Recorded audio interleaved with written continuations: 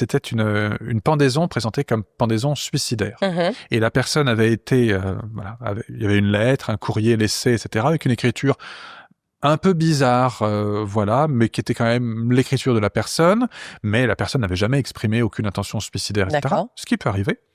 Et à l'autopsie, donc il y avait le corps, un sillon de pendaison, etc. Mais en fait, l'analyse toxicologique a montré que la personne avait énormément de toxiques dans le sang avant la pendaison, et que vraisemblablement la pendaison était intervenue soit au moment de l'agonie déjà, soit peut-être sur un cadavre encore chaud, et que la personne avait été obligée. C'est pas un suicide, en fait, c'était un homicide déguisé sous la forme d'un suicide. La personne avait été obligée, sous la menace d'une arme éventuelle ou autre, d'écrire sa lettre de suicide.